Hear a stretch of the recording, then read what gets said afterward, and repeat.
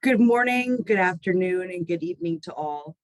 My name is Katie Unthank, and along with my PAI colleagues, I want to extend a warm welcome to all of you. Before we get into the program, just a few announcements. First, the session is being recorded and will be shared in the coming days.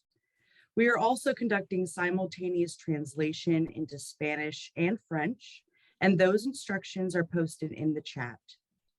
We welcome questions in the Q&A and will consolidate and answer those in an upcoming PAI blog post.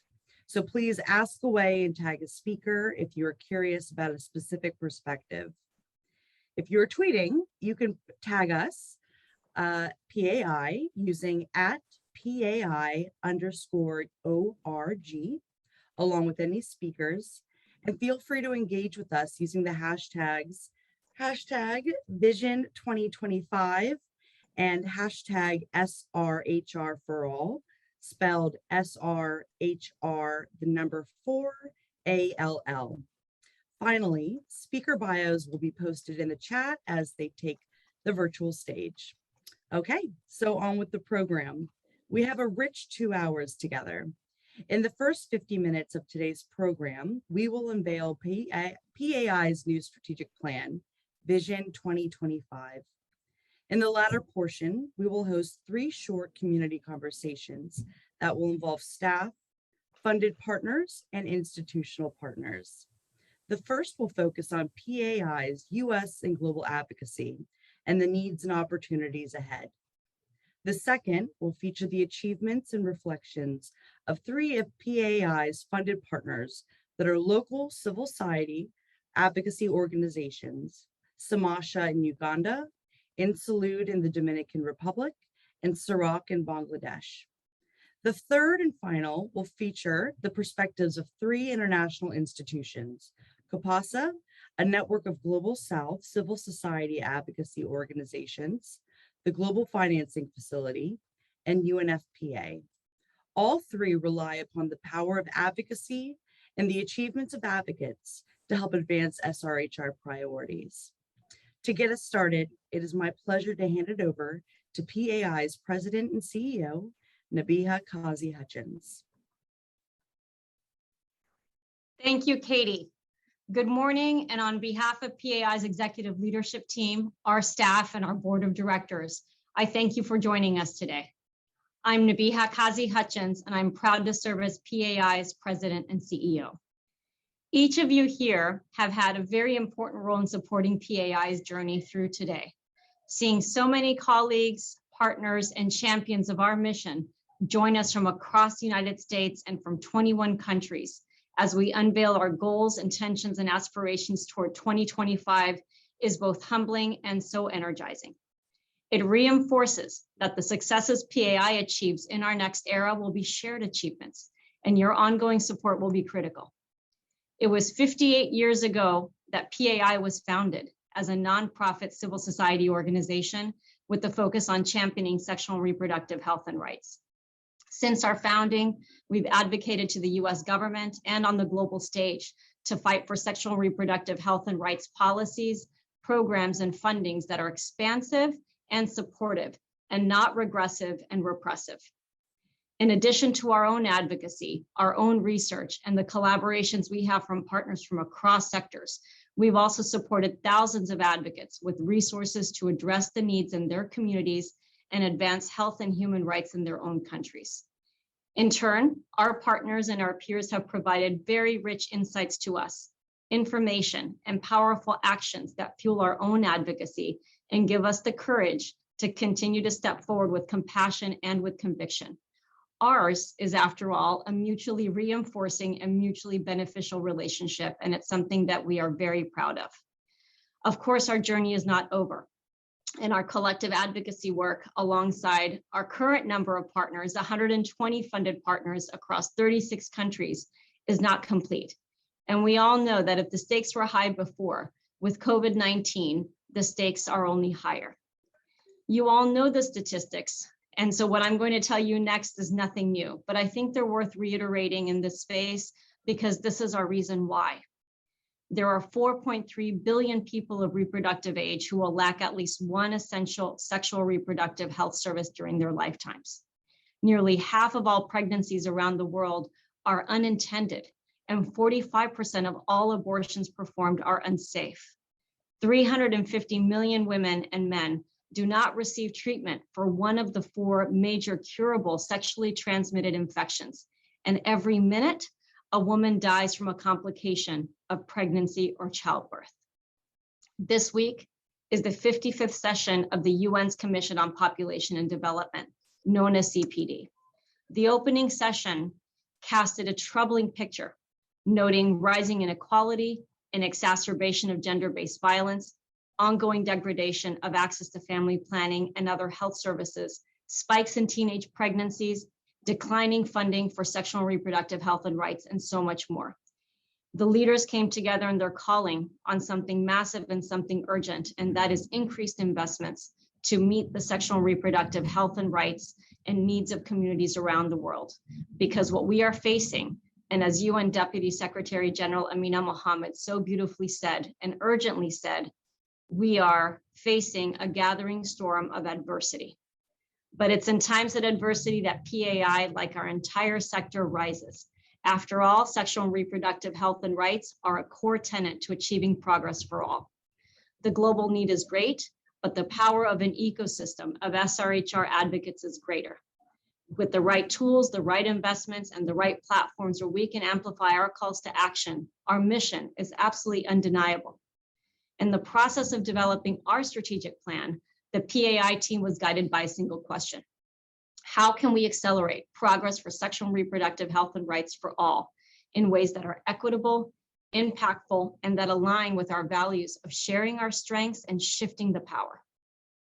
Ensuring our past, present, and future were all accounted for, we answered that question. The answers to that question are in PAI's Vision 2025, which is our plan for advancing sexual and reproductive health and rights. It's a plan that we believe is bold and in collaboration with all of you is achievable. Today, you'll learn about our priorities, our value add, and the path to achieving our aspirations. And as we get into the core of our journey forward, I'm going to turn it over to my colleague, Dr. Adebisi Adesina, who is PAI's Director of Health Financing and Health System Strengthening, and Dr. Rawa Weldemikil, PAI's Associate Director, and both will share some of the cross-cutting perspectives from our partnerships. Over to you, Dr. Rawa and Dr. Adesina. Thank you so much, Nabia. Good morning, good afternoon, and good evening to everyone. It's a pleasure to be here. I'm going to hand over to my colleague, Rawa, to start us off on these conversations that we've had with our funded partners. Rawa, over to you.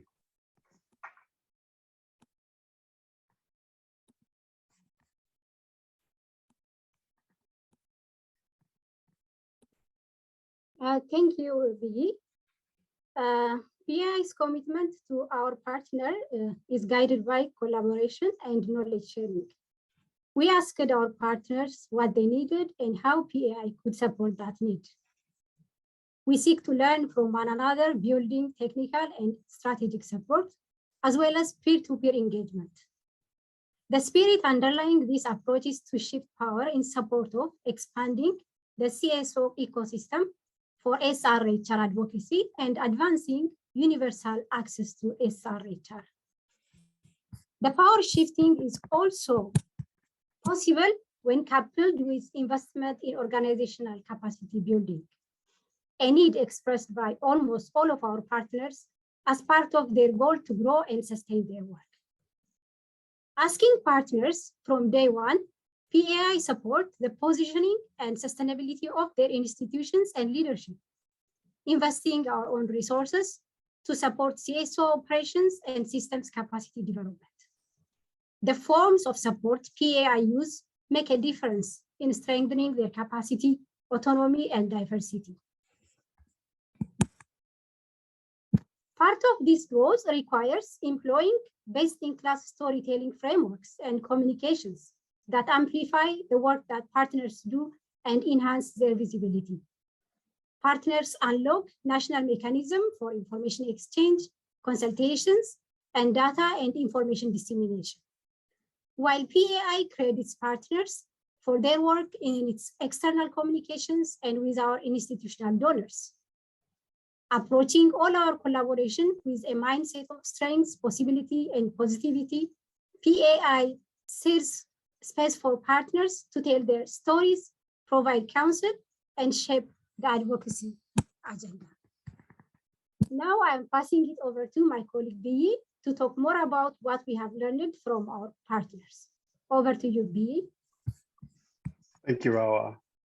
So with stronger organizational capacity, communication strategy, and access to global and regional networks and spaces, partners are better able to speak about their realities, to speak to their context across a wide array of decision-making spaces, including donor investment discussions, and as equally important, they're able to participate in the design and implementation of regional and/or global policies that advance SRHR.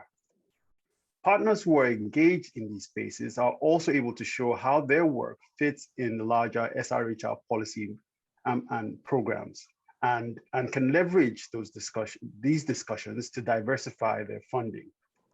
Ultimately, this power sharing process ensures that our partners are stronger co-creators in new programs and initiatives. And lastly, we can only strengthen the foundation of these efforts through multi-year flexible funding for advocacy and accountability.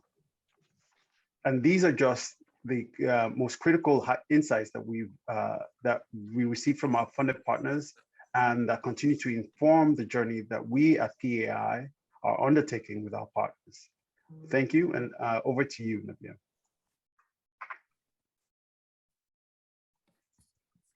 Thank you, Bi, and thank you, Rawa. So in addition to securing partner and peer insights, we of course assessed the landscape in our sector and also looked at closely associated sectors. We looked across policy and the funding landscape. We looked at new initiatives. We looked at the media coverage and share of voice for our sector and what we're competing with in terms of attention, and so much more. We analyzed the threats and opportunities that lay ahead and the strengths and also the historic contributions of PAI.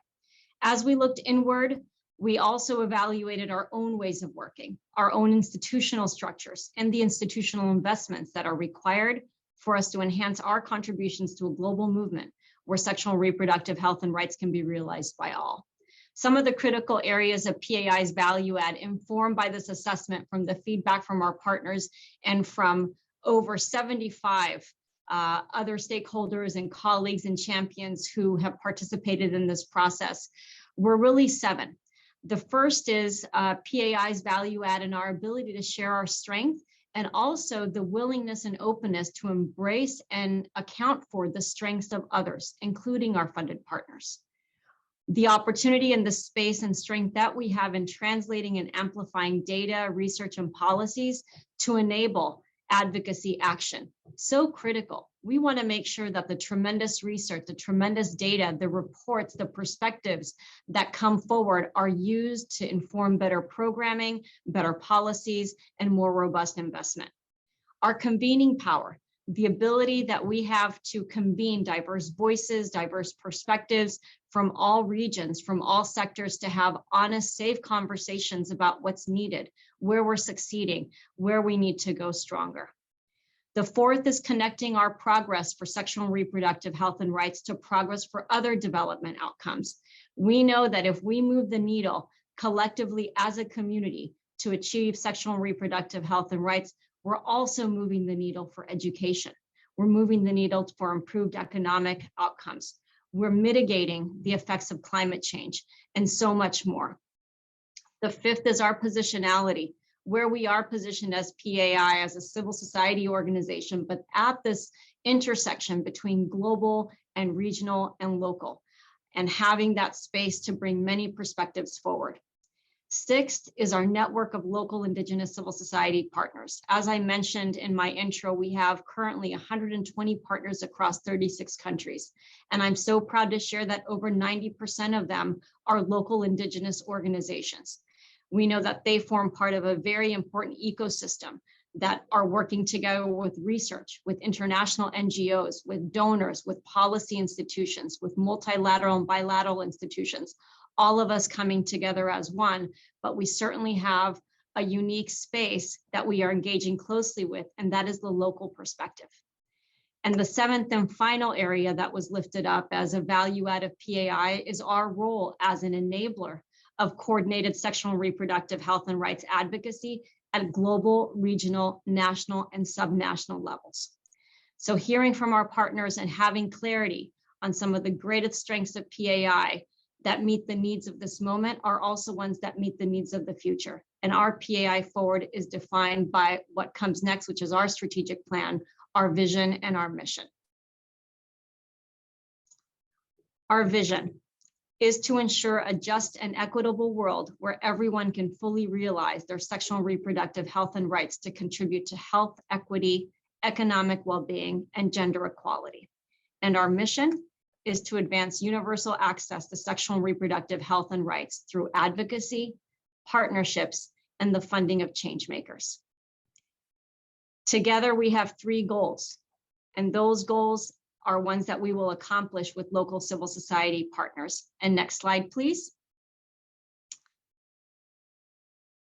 The 3 goals that we aspire to are related to policy, financing, access, and accountability by 2025. And the 3 are to catalyze commitment. We want to mobilize global, regional, and national political will at even higher levels, as well as funding and additional resources to guarantee sustained universal access to sexual and reproductive health and rights. Increasing access is critical. Advocating for increased equitable access to quality SRH care through universal health coverage, through primary health care, and other diverse channels. This allows us to reach the maximum number of people where they are and what is accessible to them. And the 3rd goal is strengthen our movement. Elevate a diversity of voices, elevate the evidence and the insights that are going to accelerate the global SRHR movement so we can achieve our collective aspirations. To share the next piece, which is an overview of our 4 core strategic pillars, I'm going to ask for some help from my PAI colleagues, Sydney Bunn, Herbert Mugumya, and Carmen Mullins. If the 3 of you will join us and we'll go to the next slide, I'd appreciate it.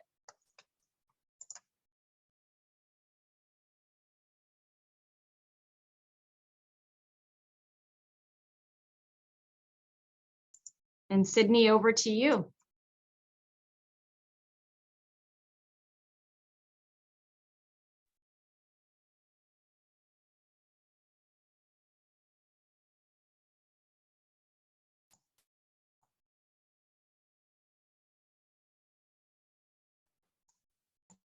Sydney, you're muted currently.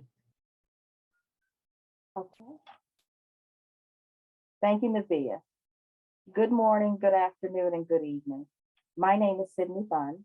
I am the Vice President of Human Resources, Inclusion, and Operations at PAI. Our first strategic pillar is all about our culture and building an equitable organization. Without this, as part of our core intentions, our impact as a thriving organization will be shortchanged. We believe that attaining our mission requires building and preserving a strong organizational culture, one in which is guided by our values, where our staff can grow, innovate, and be recognized for their accomplishments and contributions. To achieve this, a few priority areas include creating a culture that unites internal teams through collaboration and end-to-end accountability, enabling success for all stakeholders.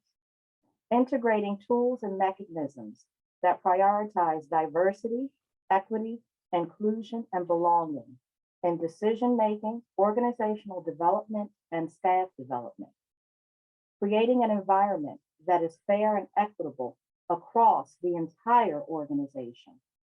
Promoting collaborative and inclusive interactions within PAI, and finally, acquiring and retaining the best talent possible to represent a diversity of origins, composition, experience, and ways of thinking that align to our goals and aspirations. Thank you, and over to you, Herbert. Thank you, Sydney. Good morning, good afternoon, and good evening. Can I ask that you move the slides? Herbert, that's the correct slide. Oh, okay. So,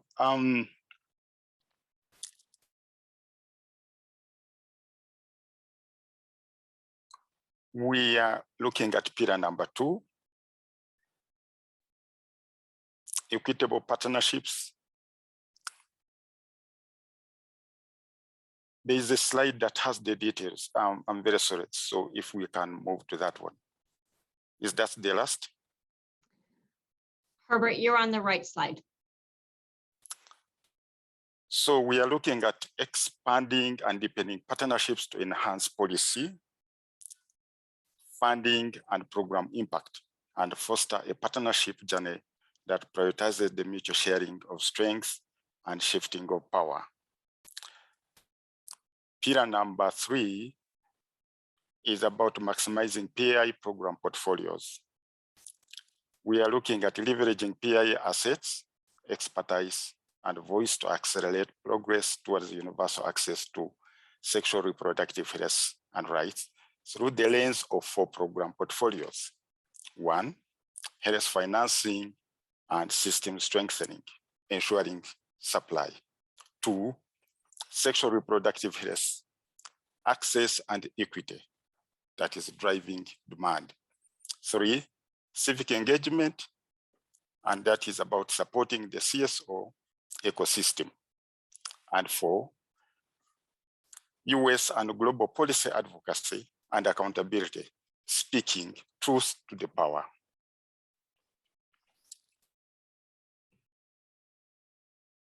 Thank you. Thank you, Herbert. I'm Carmen Mullins, Vice President of Institutional Advancement. Our 4th and final strategic pillar is about case making for the urgency of our mission and the importance of advocacy to advance sexual and reproductive health and rights. After all, without a constant, steady, and evidence-informed drumbeat, our issue risks falling out of the spotlight and the gains achieved to be rolled back. To ensure this does not happen, and to expand visibility and voice, PAI will shape and lead a compelling, evidence-informed, country-grounded narrative that fuels our mission and the SRHR movement. Together with our partners, PAI is in a strong position to be bold and intentional in making the case for policy and funding prioritization of SRHR and its essential role in progress and prosperity for communities around the world. To achieve this, PAI will influence and shape US and global policy and advocacy based on regional, country, and community insights and evidence. We will amplify the impact of SRHR advocacy and expand our network of champions and advocates and arm them with tools to bring their bold voices forward in the US and around the world, and elevate visibility for our network of partners through thought leadership opportunities and visible calls to action that help drive SRHR policy and funding and partnership outcomes in support of our goals and mission. Over to you, Nabiha. Thank you, Carmen, Herbert, and Sydney. And next slide, please. So what is core to achieving our mission is the expansion of civic space for SRHR advocacy. It's essential if we're going to achieve that mission and also achieve the global commitments to advance SRHR. And there are 3 pieces that really come to mind. The first is investing in and sustaining a vibrant ecosystem of civil society advocates. It's so critical that we move forward together while also recognizing and achieving individual achievements. The second is to amplify both PAI and our peer CSOs' voices, the wins and the calls to action. So critical for driving demand and building visibility for SRHR. And also committing to sharing our strengths and shifting the power, and also being very intentional of bringing in new partners who can be supported. I'd like to go to the next slide and share a little bit more about our approach and our thinking around how to expand the SRHR advocacy ecosystem in ways that are equitable, that are grounded in a commitment to sharing our strengths and shifting our power. And as you can see here, we're looking at several partners in this ecosystem. First, of course, is PAI, doing our advocacy at the US and global level. Our current funded partners, as I mentioned, 120 across 36 countries who are advocating at a national level and a subnational level. And the third are subnational CSOs that our funded partners are deeply connected to. Our relationship with our funded partners is a shared relationship. It is one where we share our strengths. It's not linear, where we provide flexible funding and provide strategic and technical support, but it actually is a relationship that is bolstered and strengthened through mutual sharing of strengths and mutual sharing of power. We share knowledge, we share investments, we co-create together. We're embarking on powerful thought leadership together, technical support, our accountability information, and so much more. That is something that we do together. And in turn, our funded partners are working with their own networks of CSOs at a subnational level, doing the same kinds of things. So they're taking their knowledge, their expertise, and the collaborative spirit of what they have with PAI and what PAI has with them into deeper levels at the subnational level. And as we look at power shifting, as funded partners are able to diversify their funding, serve as lead on programs, champion work at regional levels and even global levels, it gives PAI the space and our current funded partners the space to bring in new partners, to bring in new civil society voices, perhaps those who are still deeply embedded in the SRHR advocacy space, but also the opportunity to think beyond that. Who's advocating for advancing education and economic gains and gender equality and more? Are these all CSOs that we can bring into our ecosystem as we drive advocacy for SRHR and propel those messages and those moments? So with that, we look at expanding the ecosystem of advocates. We look at shifting our power through sharing our strengths and ensuring that we are not leaving any of our partners and perspectives behind, that we are on this journey together, that we're expanding, deepening, and therefore amplifying our impact. And we can go to the next slide. And with that, I'm going to hand it over to Carmen. Thanks, Nabiha.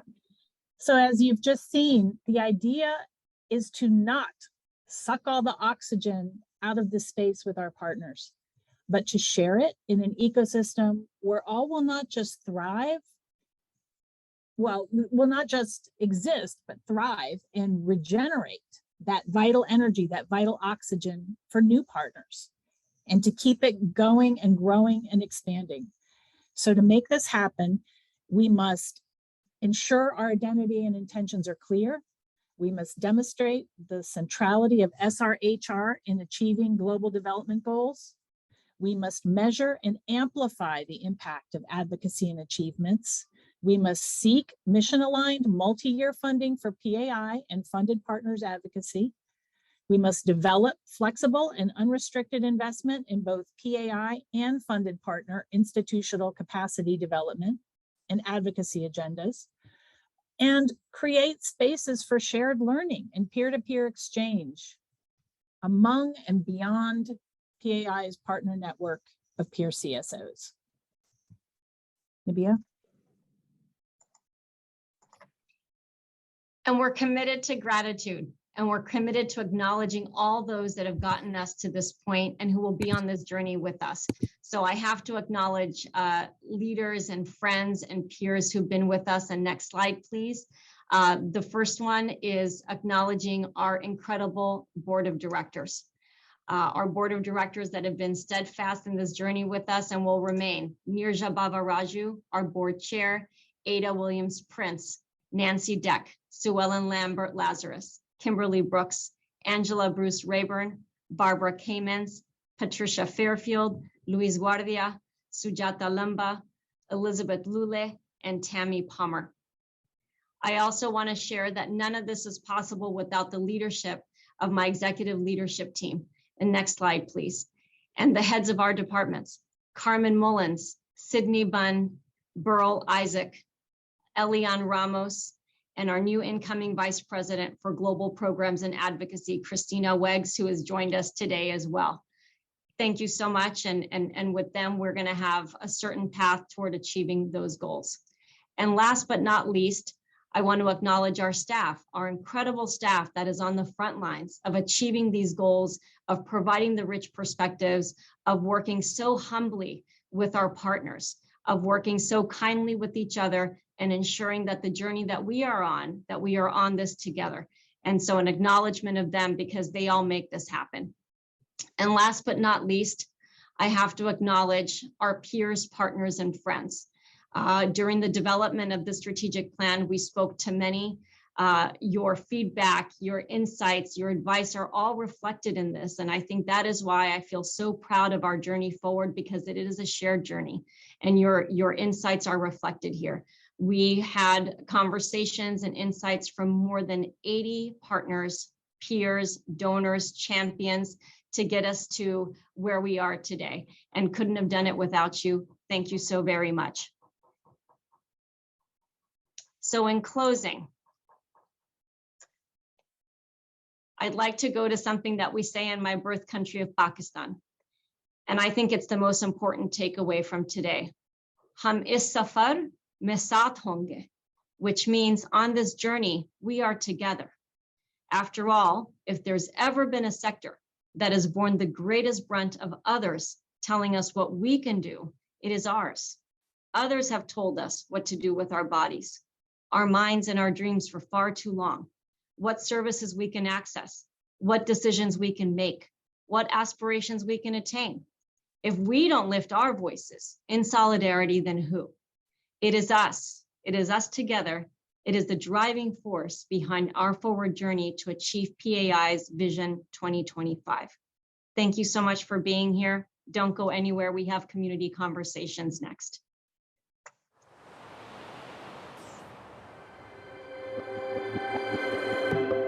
PAI is working toward a future where sexual and reproductive health is not just a hope, but a right. Grounded in a 5-decade journey, our next era is propelled by our mission to advance universal access to sexual and reproductive health and rights through advocacy, partnerships, and the funding of changemakers around the world. At PAI, we speak truth to power in the US and on the global stage to advance SRHR for all. We also support more than 120 community organizations in over 35 countries so they can advocate to their own governments. By working together, we can ensure funding and supportive policies for women, youth, and at-risk communities. We aim to grow the ecosystem of advocates by sharing power, shifting power, and leveraging the collective contributions of a vibrant SRHR movement. We will increase political and financial commitments, advocate for increased access to quality services for all, and amplify evidence and insights to accelerate SRHR progress. In a sector that far too many have tried to silence, our mission is urgent, achievable, and essential for equality, opportunity, and autonomy. Together, we can achieve a just and equitable future of possibility and prosperity for everyone.